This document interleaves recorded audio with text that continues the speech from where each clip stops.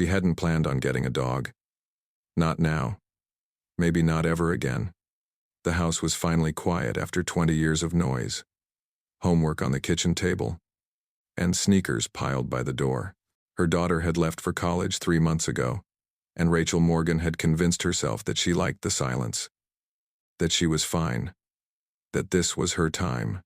But on a gray November afternoon in Springfield, Missouri, she found herself pulling into the parking lot of the Ozark Animal Shelter. She told herself she was just looking, just curious. Maybe volunteering would fill the empty hours between her nursing shifts at Mercy Hospital. Nothing more. The shelter sat at the edge of town, a low brick building with a faded blue sign and a small garden out front where someone had tried to plant cheerful marigolds. Most of them had wilted. Rachel noticed that as she walked toward the entrance, her hands tucked deep in her coat pockets, the November wind carried the scent of rain and dying leaves. Inside, the air was warmer but heavy, with the smell of bleach and wet fur. A young woman with bright pink hair looked up from behind the desk, her smile automatic, but genuine. "Hi there. Are you looking to adopt? Or just looking?" Rachel said quickly. Too quickly. "I'm thinking about volunteering, actually. I'm a nurse, so I thought maybe I could help with medical care. Or, that would be amazing," the woman said, her smile widening. "I'm Jenny. Let me give you a tour." She grabbed a clipboard and came around the desk. "Fair warning, though. People come in to volunteer all the time. Most of them leave with a dog." Rachel forced a laugh. "Not me. I'm just exploring options." "Sure," Jenny said, in a tone that suggested she'd heard that before. They walked down a hallway lined with kennels, dogs of every size and color pressed against the chain-link gates, barking, whining, tails wagging with desperate hope. Rachel's chest tightened. A young pit bull puppy jumped against his gate, all enthusiasm and uncoordinated energy. A beagle mix howled. 2 terriers played tug-of-war with a rope toy, seemingly unbothered by their circumstances. "This is our high-energy section," Jenny explained, raising her voice over the noise. "Mostly younger dogs. Lots of personality. They usually get adopted pretty fast."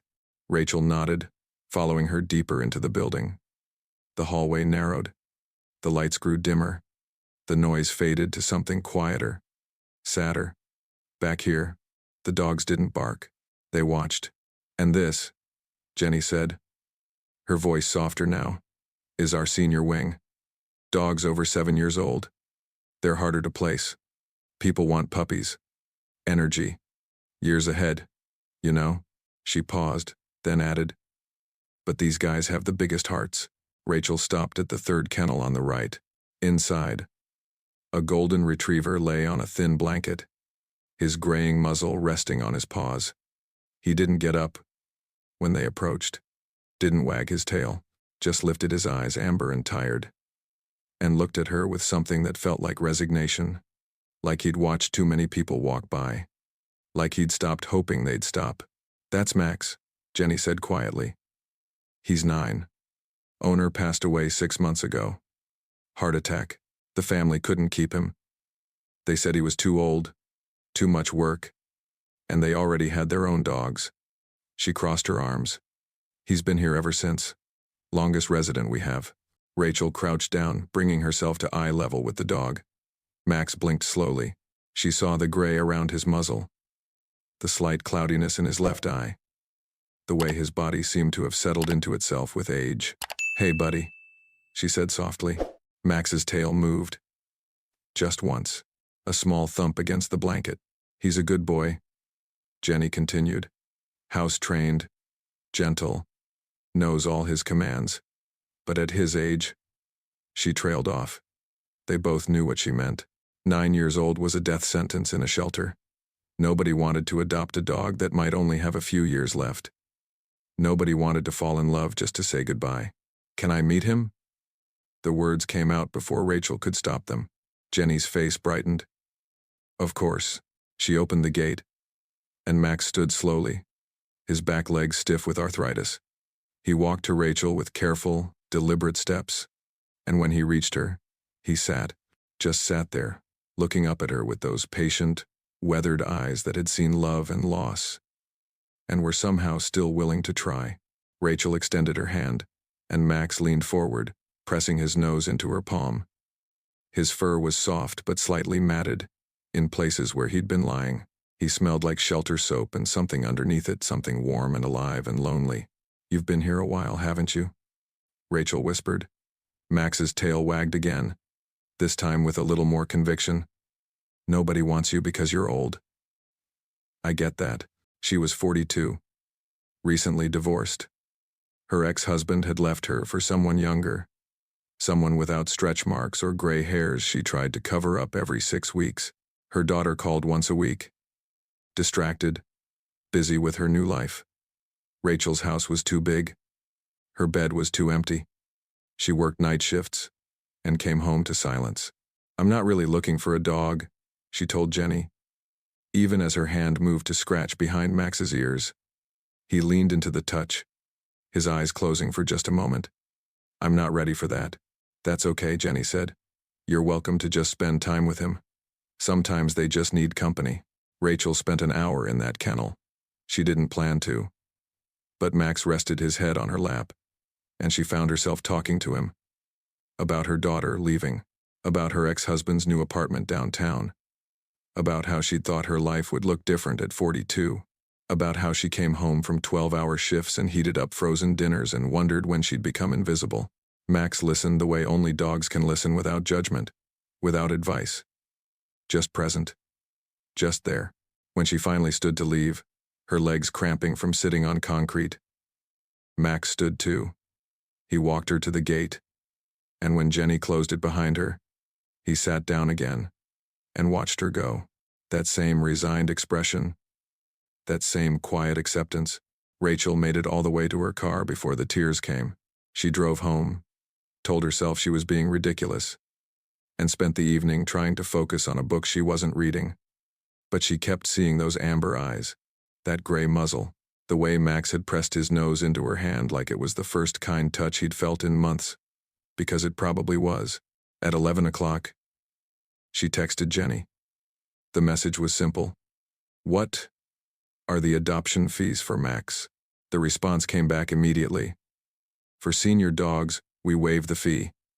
Just cover the vet check and vaccinations. About $75. Rachel stared at her phone. $75. That was less than her cable bill, less than a week of groceries. "Can I come tomorrow?" she typed. "We open at 9. He'll be waiting." Rachel didn't sleep that night. She kept thinking about what she was doing. A 9-year-old dog meant vet bills, arthritis medication, potential heart problems, cancer, cognitive decline. It meant loving something that would inevitably leave too soon. It meant opening herself up to loss when she was barely recovered from the last one. But when she closed her eyes, she saw Max sitting in that kennel, watching people pass by, still hoping someone would stop. At 8:30 the next morning, she was in the parking lot. Jenny was unlocking the front door when Rachel walked up, a bag of dog supplies from the pet store in her arms. A bed, bowls, food, treats. She'd gone a little overboard at 6 a.m. The only customer in the store, trying to remember what dogs needed. "I had a feeling," Jenny said, grinning. "Come on, let's get the paperwork started." 20 minutes later, Rachel stood in the senior wing with a leash in her hand. Max was already on his feet when she reached his kennel, his tail wagging in slow, steady sweeps. "Ready to go home?" she asked. He was. The ride back to her house was quiet. Max sat in the back seat, looking out the window at the passing town, the bare trees, the November sky threatening rain. Rachel kept glancing at him in the rearview mirror, wondering what he was thinking, if he understood that this was his second chance, if he was scared, if he was hopeful. When they pulled into her driveway, Max waited patiently for her to open the door. He stepped out carefully, sniffing the air, taking in his new surroundings. The 2-story colonial, with blue shutters, the maple tree in the front yard, the porch with the rocking chair. "This is it," Rachel said. "It's not much, but it's home." Max looked up at her, and for the first time, she saw his tail wag with something like joy. Inside, she showed him around. The kitchen, where she set up his food and water bowls.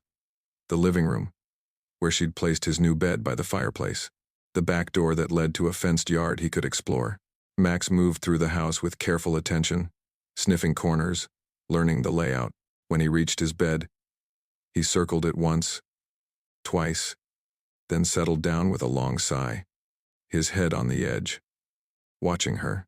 "Comfortable?" Rachel asked. He thumped his tail against the cushion. The first week was an adjustment. Max was easy, housebroken, quiet, undemanding. But there were moments when Rachel saw the toll 6 months in a shelter had taken. He startled at sudden noises. He ate like he wasn't sure when the next meal would come. At night, he paced the hallway, restless, until she finally brought his bed into her room. Then he slept. She took him to the vet on day 3. Dr. Harrison, who'd treated her family's dogs years ago, examined Max thoroughly. "He's got some arthritis in his hips and back legs," he said, palpating Max's joints while the dog stood patiently on the exam table. "Pretty common for his age and breed. I'll prescribe something for the pain. His heart sounds good, though. Lungs are clear. Overall, he's in decent shape for 9. How long?" Rachel started, then stopped. She wasn't sure she wanted to know. Dr. Harrison understood anyway. Golden retrievers typically live 10 to 12 years. He could have 3 good years ahead of him. Maybe more if he's lucky. He scratched Max under the chin. "You did a good thing, adopting a senior. Most people don't." "I didn't really plan it," Rachel admitted. "They never do," he said, smiling. Weeks passed. November turned to December. Rachel's daughter came home for Thanksgiving, and Max greeted her with enthusiastic tail wags, like he'd been waiting his whole life for a college student to pet him. Rachel's ex-husband dropped off some boxes she'd left behind, and Max positioned himself between them, protective in a gentle way. "You got a dog?" her ex said, surprised. "Yeah," Rachel replied, her hand on Max's head. "I did." After he left, she realized Max had given her something she'd been missing. A reason to come home.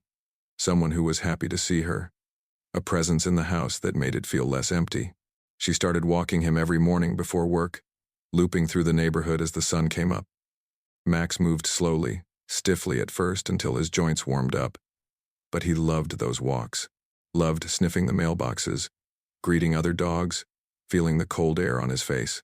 It was during one of those walks, just before Christmas, that Rachel noticed Max acting strangely. They were heading back toward the house when Max stopped suddenly, turned to her, and pressed his nose against her chest. Hard, insistent. He'd never done that before. "Max." "What?" She tried to move forward, but he did it again. Pushed his nose into her ribs, right below her left breast, then looked up at her with an intensity she hadn't seen before. "Buddy, I'm fine. Come on." She tugged gently on the leash.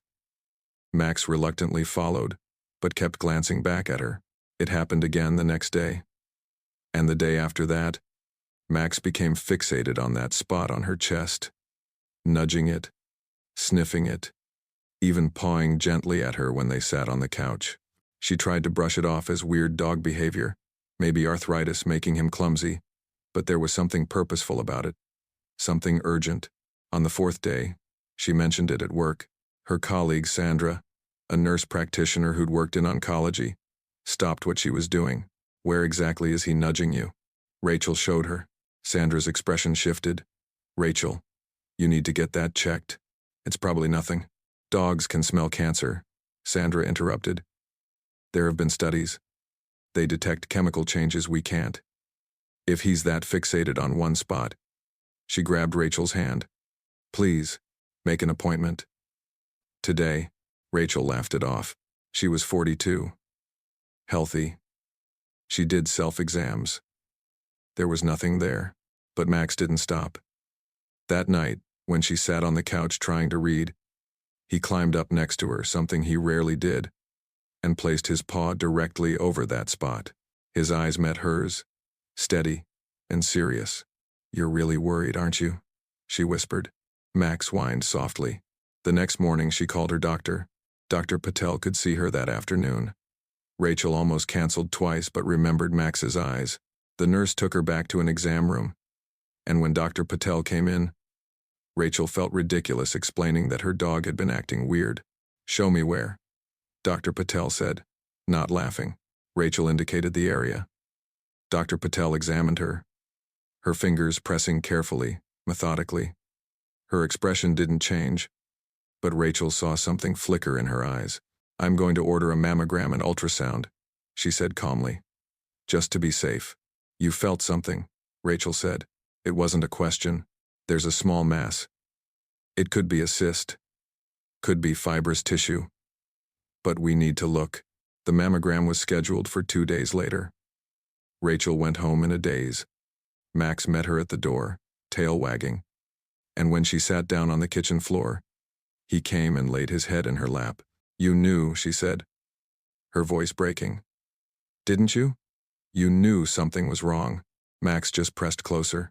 The mammogram confirmed it. A tumor. 2 centimeters. Located exactly where Max had been nudging her. The biopsy came back positive. Breast cancer. Stage 1. Early. Treatable.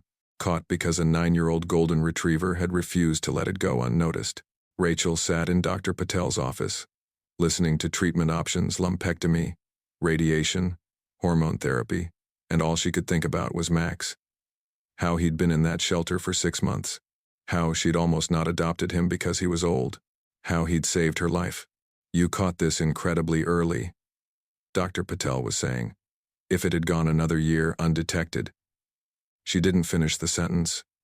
She didn't need to. "My dog," Rachel said. "My dog found it." Dr. Patel nodded. "I've heard stories like that. Dogs are remarkable." The surgery was scheduled for January. Rachel came home from the pre-op appointment, and Max was waiting by the door, tail wagging. She knelt down, wrapped her arms around him, and cried into his fur. "Thank you," she whispered. "Thank you for not giving up on me." The surgery went well. The tumor was removed, clean margins, no lymph node involvement. Radiation would start in a few weeks, but the prognosis was excellent. When Rachel came home from the hospital, weak and sore, Max stayed by her side. He slept on the floor next to her bed. He sat with her while she recovered. He seemed to understand that she needed him more than ever. Her daughter came home from college for a weekend, helped with appointments, made sure her mom was eating. She'd sit on the couch with Rachel and Max between them, and once she said, "I'm glad you got him, Mom. I think he was meant to find you." Rachel thought about that a lot during those cold winter months. How she'd walked into that shelter just looking. How Max had been sitting in that kennel for 6 months, waiting. How neither of them had planned on this, but somehow it had been exactly what they both needed. By March, her hair had started growing back from the radiation. By April, she was cleared to return to work full-time. By May, she was walking Max 3 miles every morning, both of them stronger than they'd been in months. And by June, she'd started a program at the Ozark Animal Shelter called Golden Years. The concept was simple. Match senior dogs with people over 55, waive adoption fees, provide medical support, create connections between beings whose society often overlooked. Jenny helped her set it up. Dr. Harrison offered discounted vet care. The local news ran a story about Rachel and Max, about how a forgotten dog had become a hero, how second chances could save lives. The phone calls started immediately.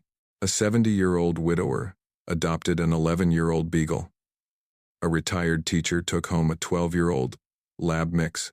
A grandfather whose wife had dementia adopted a gentle senior shepherd who seemed to calm her in ways medication couldn't.